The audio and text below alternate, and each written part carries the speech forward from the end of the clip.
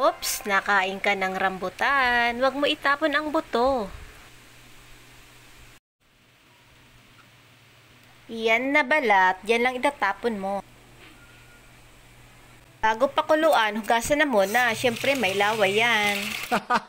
After 30 minutes sa pagpapakulo, ayan, malambot na. Balatan na natin.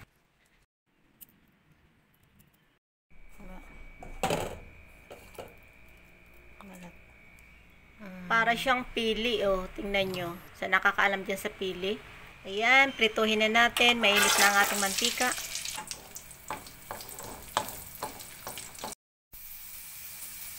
At budburan mo lang ng asin para may lasa.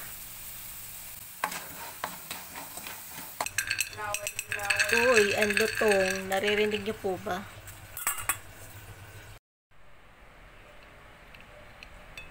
Oh, sino gusto tumikim dyan? Wag na, may laway ko to. Gawin nyo rin to, magugulat kayo sa sarap. Grabe, asarap talaga. Hindi ko akalain na ganito ang lasa talaga nito. Kasarap. Ang luto. Para talaga siyang parang pili.